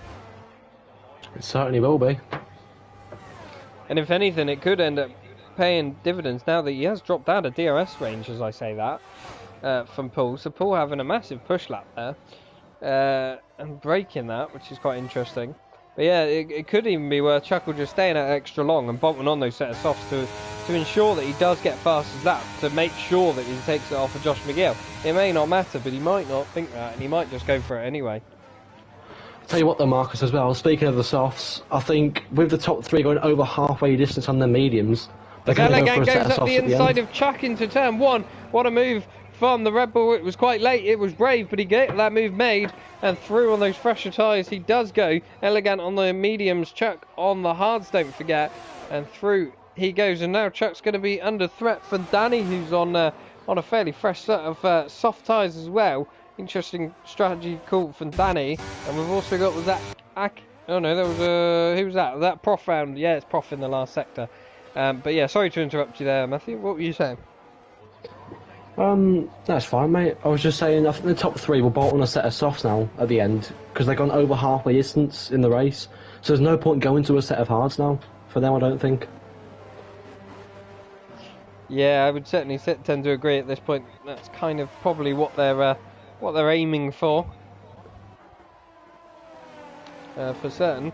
As Lee now gets in the pit, so the guy on the hardest compound tyres decides to blink first. But this could be an interesting call, see, because Lee's the only one that can go onto mediums, so he can make them last comfortably long, but he can also get that undercut while still being very, very quick. So, although on the face of it, it seems like a bad idea, actually, it could be a brilliant idea. Yeah, it could swing both ways. I mean, the hards right now are the best tyre on the track, I presume, with how, the tyre age is. But yeah, you can make the mediums flexible, kind of, to the end, and last durability-wise to the end. Oh, as Prof's AI car gets massively in the way of Lee there on the pit exit. He does manage to scooch round it and get away with it, fortunately. But yeah, far from ideal. But at least Lee has clean air, and but I mean, look at it. You know, he's 8.5 seconds behind Danny, Chuck, and Elegant, who he was racing with, as he goes very wide there. Inevitably gets himself a track limit warning. So that's how powerful the undercut is. 8 seconds worth of undercut is incredibly powerful. But so are these new tyres. So watch him reel in this gap as he already is. He's already gained half a second in this lap. Pippo in the pits, AJ in the pits. AJ gets a 5-second penalty speeding in the pit lane. Not good. That pit lane's catching a lot of people out tonight, isn't it, with that penalty? It absolutely is. And I'll tell you what, Marcus, Chuck right on the back of Elegant now into the second straight. Go through the centre S, good exit. Doesn't turn the battery on, so he's not going to go for me, I don't think. He's going to stick behind. Elegant, despite having no ERS, just seems to have that incredible straight line speed, which he's using to good effect here. Perhaps not the quickest in terms of lap time, and that's why he suffered when he was in clean air, but when it comes to defending and attacking, it's really making a difference. Chuck can get close, can't he, in this middle sector, as we're seeing now, right to the back of him. But onto that third sector, Elegant's gone. Yeah, he's keeping strong enough in that middle sector, and he's keeping enough lap time in the middle sector to be able to hold on to these guys, and then come the straight, you can just use that straight line speed. And if he's ahead, it's hard for the guys behind to overtake. They're going to have to burn more ERS to get close, and then the same when he's behind, he doesn't have to burn that much ERS to go flying past. Well, sorry, I think we'll see a move now, Marcus. Sorry for interrupting. AJ and Lee. No, AJ waits. Is he going to go for it? He will. Down the inside of Lee Craig in turn 1. Lee Craig will get DRS on the second straight, don't forget, and can come back at him, but AJ on the softs will get more grip. As Lee gets a good exit out of the centre S. Yeah, this opens could be the enough. DRS. Lee goes to the inside. Will the Mercedes defend? He defends slightly, but I think Lee decides to back out in the end. He's going to nice clean move there by AJ. He's going to hope AJ tugs him along to the group up in front now. So unfortunately, because I think Elegant did the right thing, actually. We called it as a too early, but actually, in hindsight, it's looking like a great call at the moment. I mean, these guys are catching, but you look at Lee, he's probably gone too late, as Josh McGill now, the race leader, into the pits, on for a set of softs, and probably out on clean air. I think the only one close to him is going to be Bugatti, but I think he's going to be clear of him. And out in P3 he goes. It's a pretty dominant race from him so far. We've not really spoken much or seen much of him. Thus has been his pace. Yeah, he's just been out there at the front again, hasn't he? AJ Baker setting the fastest lap. Oh, that looked a bit Elegant and Chuck going side by side. Chuck had no room and had to take avoiding action to go off the road then. I'm sure he's not going to be happy with that, because that's allowed Danny to make a move through and up ahead and drop Chuck back quite a bit. So Chuck not going to be happy with that one bit, I'm sure. I don't really understand why Elegant's fighting this too hard. He's got a 8-second penalty, hasn't he? Obviously track limits and speeding in the pit, so I'm not too sure why he's fighting it too hard, to be honest. Yeah, it seems counterintuitive. I think, yeah, the softs will also go off a little bit in the last few laps. You're almost better off sitting as like the second or third car in the DRS train, saving up battery, letting the guys fight and waste theirs. As Chuckle now goes for the undercut on Paul, so he's hoping to make a move for P2. But yeah, it's just saving up your battery and then just going for it in the last couple of laps, perhaps. That's his only hope, to try and pull the best gap he can, because if he wastes his battery staying ahead, he's never going to be able to make any lap time on anyone. This could be close, Marcus, with Danny and Chuckle. Certainly is. Quite the pits. Just about ahead, but only just. But he is on cold tyres, but those softs will fire up very, very quickly. But he manages to stay ahead. Fortunately, Lee gets himself a time penalty for corner cutting. Not good news for him. And the only one now to pit is Bugatti Sloven. Yet to pit. Certainly is. Bugatti going very, very long on those hard tyres. And will he get cursed with a 5-second penalty? Hopefully not. Commentator's curse. Don't want to put it on him. Well, Paul's in the pits. Josh McGill sits the fastest lap as he flies past. We'll keep an eye on this battle, but we need to see where where Paul and Chuck will come out relative to each other. I can't see a thing because the camera angles from Codemasters are abysmal. Bugatti in the pits as well. Certainly is that Danny now gets the move made on Elegant. Up to P4 he goes. Great stuff from him. Where is Paul going to come out? He's going to come out a fair way behind Paul. So yeah, that's a good visual representation of how much the undercut is worth. Quite a lot is the answer. Danny and Elegant going side by side to turn 4. Elegant on the outside, run out of road though, and their wheels are interlocked together. There's no room here for Elegant, but he's going to make it work up the inside, I think, of turn 5, and gives the treatment back to Danny, running him out wide. So yeah, not the cleanest battle there, but he gets the move done, does Elegant. Oh, and a little nudge for good messenger as well. Elegant been spending all race nearly rear-ending AJ into that corner, and Danny goes, I'll have some of that, and rear-ends him as well. But yeah, a little bit naughty from the pair of them, a little bit argy-bargy, but all's fair in love and war, as they say.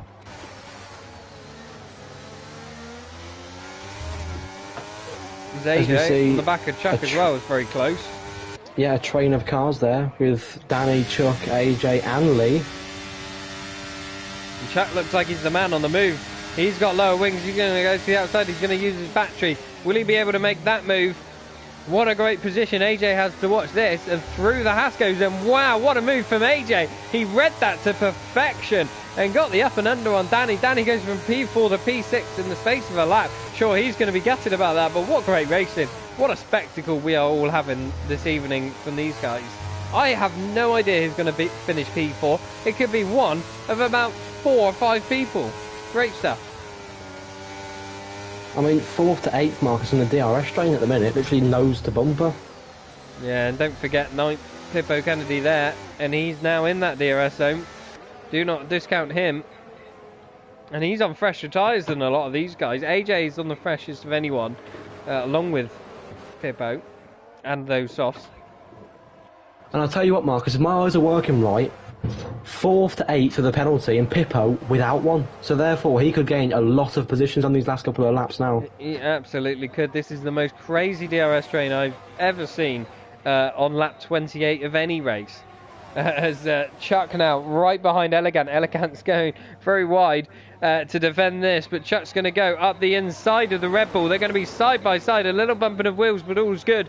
And through he goes. I think, oh, Elegant gets a little wiggle on the exit now. AJ wants to make a move as well. They're going to have DRS. Elegant's not, oh, that was a bit aggressive from the Red Bull. He goes across. I don't think he realised the Mercedes was there. And the Mercedes of AJ now goes up the inside of Chuck, who stays ahead of Elegant for now. And wow, Lee gets up to P7 in the meantime. Danny down to 9th. Pippo up to 8th. As you say, hasn't got a penalty. The only driver of this battle, of this group, not to have a penalty. We will get the penalties up on the thing, so we can see who's likely to finish where. Lee's had a wiggle, by the way. Stuff.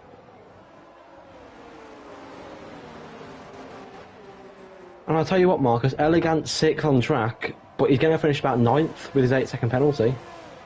Yeah. In fact, no, actually, maybe even 10th. A race of what could have been for him. Been fighting for P4 race. I'm sure that he wishes he could have done differently. On Elegant, goes to the outside. Turns his battery off though, I think, waiting for the second straight, because he knows how powerful Elegant's wings are. Certainly does, but he really needs to force a move. He needs to get Elegant to sort of compromise his line into those 2 corners, and then he can get a move, I reckon. Especially with Elegant, with those wings and with the DRS open. Oh, Lee though gets a better drive out the turn 4. Can Lee get this move made? He gets a much better drive through, and he's going to hold the outside line. It's not the ideal line, and there it goes to show Elegant does hold that position. You really want the inside line, and this could drop these guys out of DRS range. It has so far, so this could work in Lee's favour, because next time round he might get a free run. Elegant, who won't have DRS as things stand. And I'll tell you what, Marcus, Pippo's just hanging onto the back of these two, waiting for a mistake to happen, I think. Absolutely, and the fresher tyres, as I alluded to earlier. Pippo in a great position right now. Lee gets a great exit out of the last corner. DRS is going to be wide open. That Red Bull's very slippery, but it's not going to be slippery enough. On the outside of Lee. He certainly Three wide. Lee gets Pippo the move made. There's it. contact there between the Alpine and the Red Bull. I don't think the Red Bull saw that the Alpine was there on the inside. It's very difficult to keep an eye on where everyone is with so many cars battling around. Pippo is close to making a move on the Red Bull, but he decides to back out in the end. And once again, great stuff from these guys. Now Lee's going to see if he can chase down Chuck and AJ, otherwise he could be vulnerable to Elegant next lap round. Unfortunately, DRS not helping him bridge the gap as much as he wanted to, but he's already started making inroads on this lap. If my maths are correct as well, Marcus, I think Pippo gets 5th at this rate. Yeah, he could well do. I think you could be right. I think it's going to be... We'll have to wait and see as they cross the line. We won't really know. Oh, Elegant, massive snap. Oh, and that's going to drop him out of DRS range. And Pippo now... Oh, another big snap from Elegant. And it is all falling apart in the last few laps for the Red Bull. He is defended valiantly with all his might, but he has been dropping back and back and back. He's perhaps been trying too hard. He's tried his best, but through Pippo in the Alpine goes as Danny gets himself a penalty for speeding in the pit lane. And that's a late stop for Danny. 2 stop, probably not the ideal strategy around here, but he's going to give it a go anyway.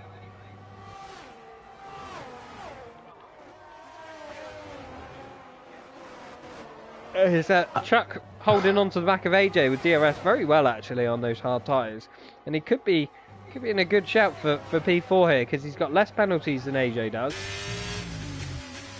by 2 seconds, and those hard tyres obviously holding on very well. The softs perhaps dying out just that little bit.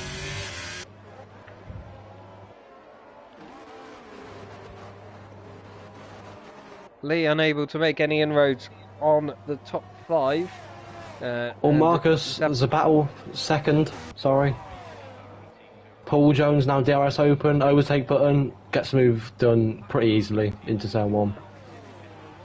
Yeah, good move there from Paul. Chuckle didn't find him too much. Elegant gets himself another time penalty, and that is going to drop him back. Probably only 1 position. I don't think it makes a difference because we get his way behind at this point. But yeah, not a good race from Elegant in the end. What could have been for him.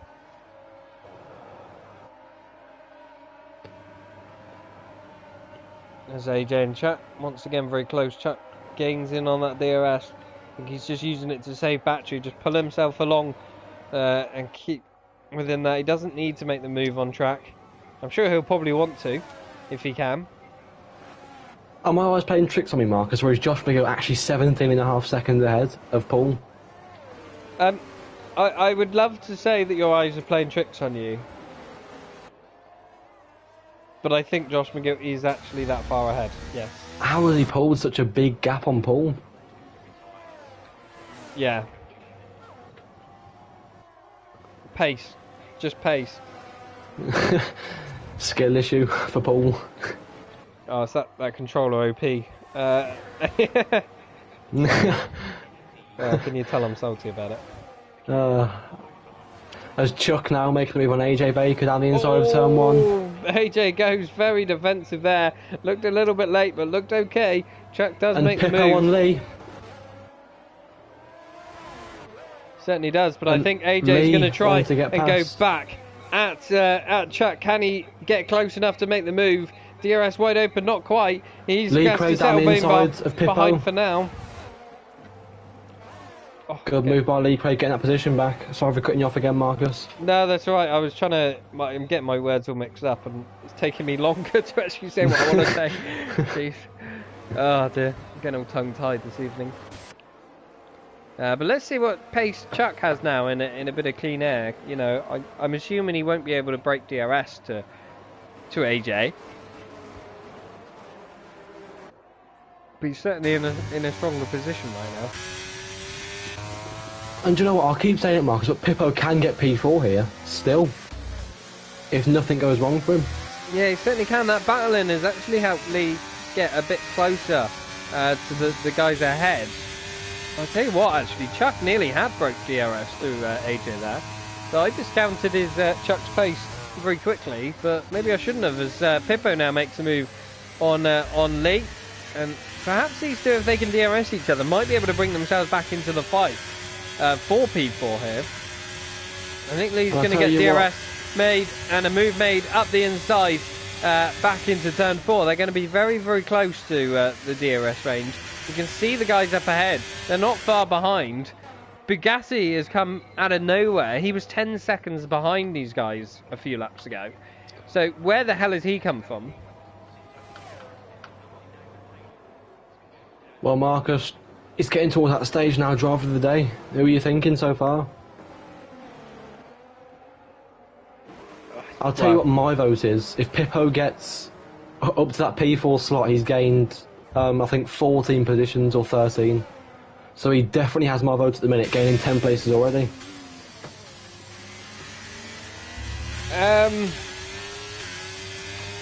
Yeah, I'm torn between two people. Absolutely, Pippo, one of those, yes.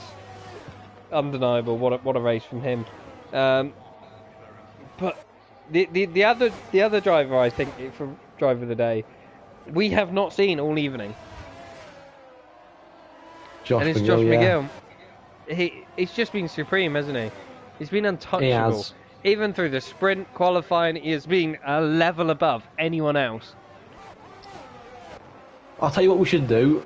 Josh McGill has to jump every single start in the season, get a drive-through, and then see where he finishes from there. Make it even for everyone else. I'm going to agree with that. I think he should do that as well. He should get a drive-through on every single race of the season next season to make it fair on everyone else. That pad OP is not fair. Oh dear. I'll put a poll up in the chat after. That's a good shout, actually. That is a very, very good shout. Well, we're not on lap 36 and 36. We're on lap 35 for the rest of the field. But Josh McGill is on lap 36 and 36. He's that far ahead of everyone. Top 3 now. Yeah, but Josh McGill has already completed the first sector. He certainly has. Crazy, crazy stuff. As 4th downwards are just starting their last lap. Absolutely nuts. And Josh McGill is pretty much halfway through the lap. Such is AJ Baker, Marcus, sorry. Could get a run on Chuck here, or will he wait for the final straight? No. Overtake button is on. DRS is enabled. But I think he's a bit too far back.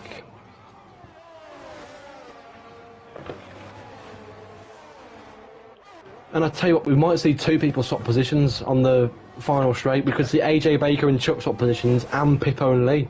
Yeah, we are going to go back to Josh McGill though, as he comes down the final straight. In a world of his own, Josh McGill utterly dominates the last round and takes the checkered flag. And we're going to have to wait for most of a lap before we see anyone else. What a race from the Alpine this evening. He has done everything he can to try and take this championship, but I think Chuckle will have done enough. Paul Jones now will come home for a fantastic P2. Chuckle will come home P3, but he comes home as RTG Monday's season champion. Oh, AJ Baker, sorry. Any Stewart inquiries. AJ's gone. He's in the wall. Oh, and that could have dire consequences on the constructors. With Haas finishing 3rd and 4th, Pippo does get 4th. Pippo gets P4. On the line, Bugatti gets P6. But yeah, AJ dropping back that far, it could have big consequences on the constructors. I'll tell you what, Marcus, I've got to disagree with driver of the day. I think it's Pippo. Guaranteed.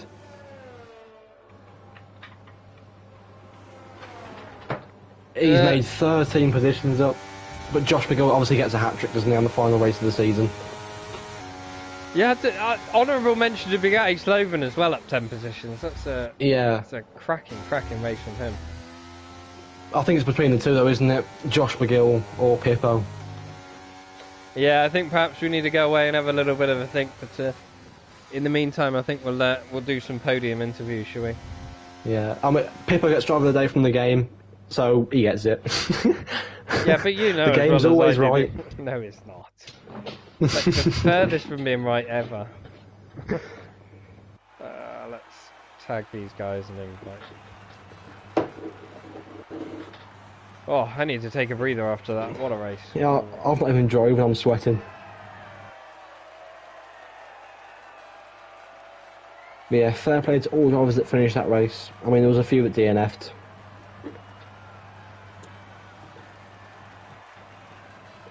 Yeah, there certainly was. There was a lot. It was a race of attrition, but I think a lot of people sort of gave in and came in the pits after having a few issues, as opposed to crashing out. Which I don't think we saw a single VSC or safety car to be in that one. We got No, we one in the did sprint at the race. start. Was that the sprint? Yeah, it was, wasn't it? I think we got one in the sprint, but that was it, wasn't it? We only saw a couple of yellow flags, I think. But I'll tell you what, though, more to the point driver of the day as well. Josh McGill wins the sprint race, gets fastest lap in the sprint race, gets pole position, wins the race, fastest lap in the race. So he walks away with literally maximum points for the whole weekend. Absolute hat trick from him. Well, I just want to check as well, because I bet any money, if I know him, I think I'm right. I don't think he got a single track limits warning either. Just to top off the perfect evening for him. But yeah, great stuff. Great stuff from him. We wait for everyone to hopefully join us in the chat. I hope we're in the right chat. I think we are. Yeah. I mean, it's confusing because everyone joined at the start, didn't they? Yes, Paul absolutely foreshadowed his podium by joining in. And so did Lee, but I mean, he didn't get it. Yeah, he must have cursed himself, to be fair. Yeah. Oh dear, great stuff. As we got Josh joining, we'll wait for Chuckle and Paul to join as well. I'll try and get up a. There we go, showroom. I'll tell you what. While we are waiting for Chuckle and Paul to go, let's make a start, shall we, with our race winner? Because I mean, we didn't see you all evening, so you've got a lot to fill us in on. What happened that race, Josh? Did you even exist? Yeah, I do. I can confirm. No, that was a decent race. Not to blow my own trumpet, but I think that's probably the best I've ever driven, to be honest. I honestly can't think of many laps where I really did anything wrong. So yeah, it was a decent night. Decent night. I was sweating it for that fastest lap after you ripped me last week for not getting it in Singapore. I thought I can't not get it this week. So saved all the battery for that, and yeah, it was a decent race. Yeah, I mean, I can't, deny or say that you did make any mistakes because we didn't see you. I must admit, there was nothing interesting going on around your race. You were just in a world of your own. You were proper Max Verstappen in it in the end. But I would absolutely say, from my experience of racing you, that was definitely your most complete race. You were just indomitable. No, cheers, mate. Yeah, no, I love Brazil. It's a good, I think it suits the pad a little bit as well this year, to be totally honest. So, yeah, one of my favourite tracks this year, I'd say. Yeah, well, we obviously know what you spent your hours doing after I beat you at Brazil last time. You've been sweating it since then, which showed. Yeah, I couldn't have that. But what a great race.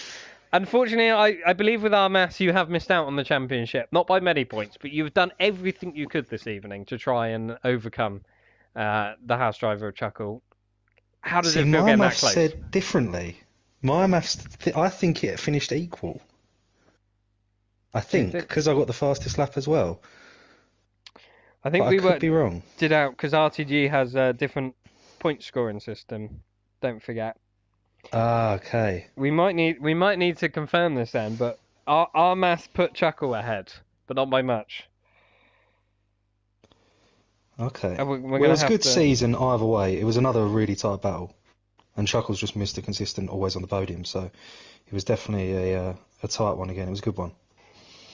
Yeah, we might need a steward's inquiry into this as well. And we need to work out the constructors as well, because your teammate there, I don't know whether you noticed, just dropped it right in the last corner. Instead of bringing good constructors points home, just dropped quite a few. That could have a big impact on the constructors. You think you might have that one in the bag, or do you think Haas might have got you? I think Haas have got that one, definitely. Yeah, I'm pretty confident those boys have done that. They drove pretty consistent all season. Yeah, nice stuff. Well, let's go to a P2 then. Paul, what a race! Managed to get Chuckle in the end. pretty much a lonely race between the two of you, but good race in the end. How do you feel about that one? Yeah, I mean, well, all three of us, and then Josh pulled an even bigger gap, but we pulled a gap to the guys behind. Um, like I say, I don't even know who's won it at the minute, so it's like it's up in the air. I don't know if I'm saying commiserations to Chuckle or commiserations to Josh, but I've got to be fair, got to go for it, and yeah, it was a good race to be fair. I felt pretty quick. I was a bit up in the air about my setup at the start, but it seemed to be alright in the 5 lappers, so I stuck with it for the race, and I upped my wing in the pit stop just to give me a bit more rotation in the corners, which gave me a little bit extra in the corners, I think, to pull away from Chuckle once I got past.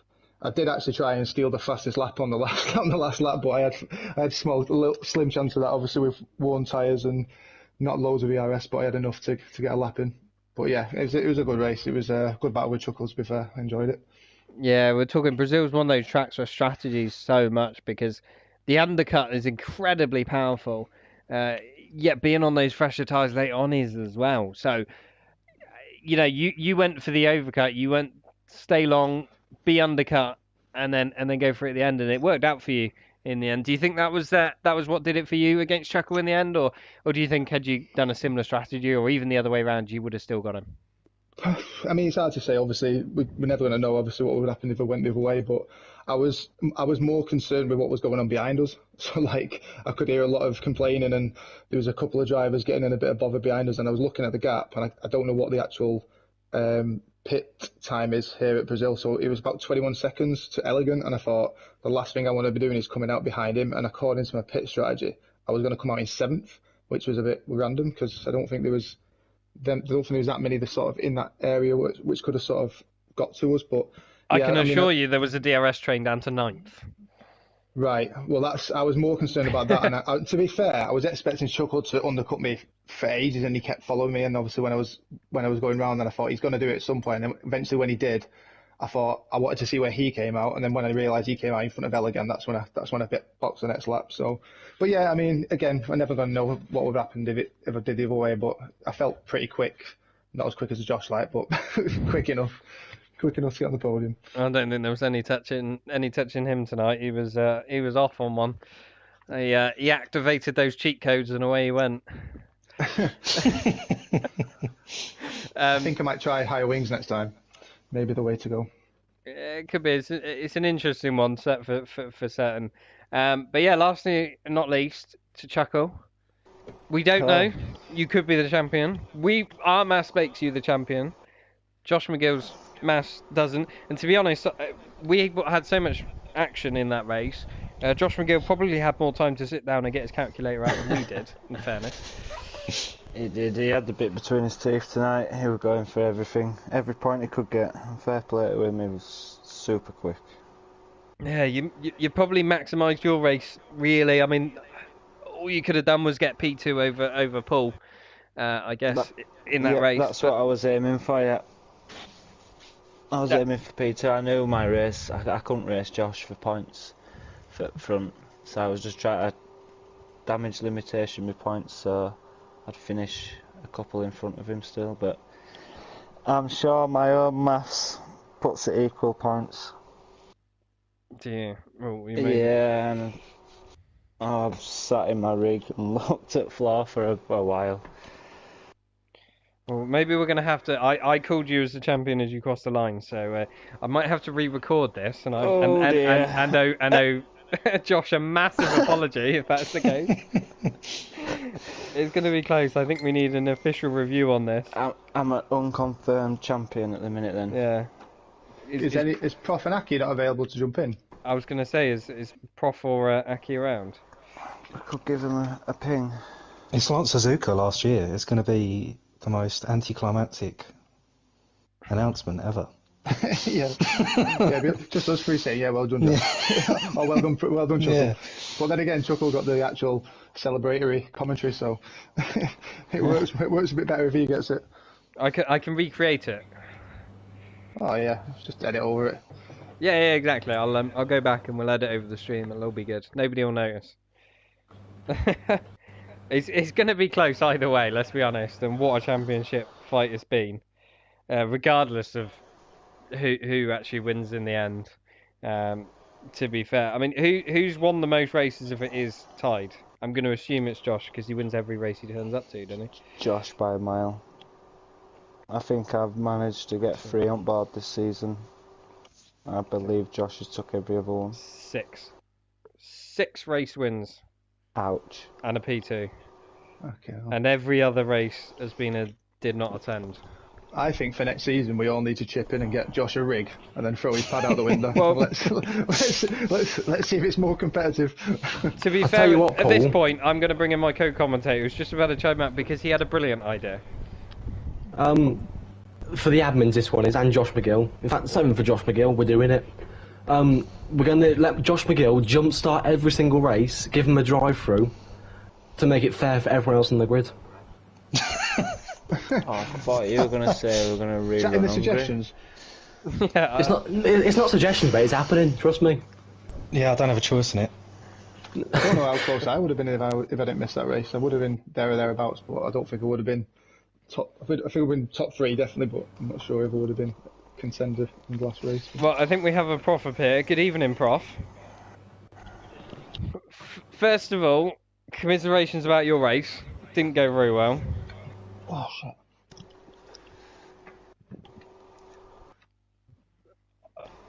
Yes, and I think we watched all of it. But yes, we are here. Have you done any maths for us?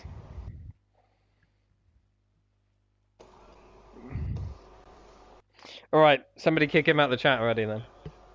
You're no use. I'm joking.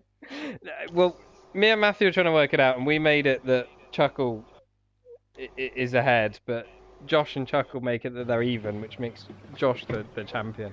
Well, to go off anything, I pass maths and GCSEs, and I make it 1 point in favour to Chuckle, I think. What have you accounted for in that, Matthew? What? Have you accounted for pole? Yeah, for pole, the sprint race, the 2 point Sprint difference race, there, and 8 the fastest points lap for and the Josh, win. yeah. And I think the it's a win. 1 point difference for you to win it. Right, Josh. Can somebody tell me what points Josh is on? Right, and he got 1 point for fastest lap. No, I'm on 8 172, points. sorry. 8 points. I'm on 172. You're on what? 172. I'm on 172. So you got a point for pole, Yep. point for 8 points for sprint, Mhm. a point for fastest lap, and 28 for win. So Yeah. I'm on 210. 210. What am I on now? 184. I got 6 points in sprint, and I come third. So I got 20. That puts me on 210. Or is it actually bang even? Ouch. I knew it'd be close. I didn't realise it'd be that close.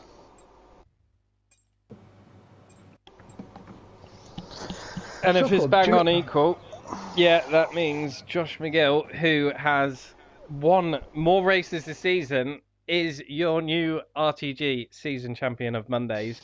And I'm going to have to edit over the race on that one and get down on my knees and beg forgiveness from him.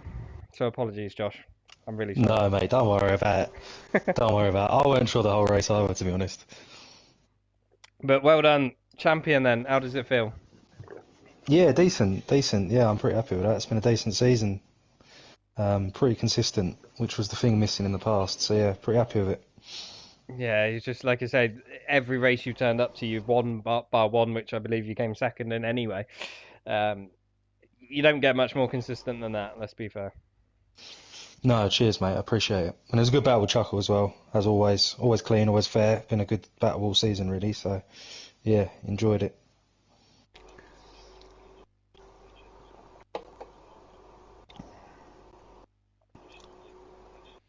Yeah, I can't think of a championship battle that has been closer than that personally. Great stuff, amazing, just what you love to see. But wow, what a finish! What a finish in the end. Couldn't have done any more.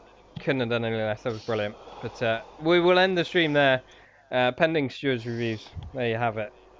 Josh McGill, your new champion. And until next week, good night, everyone.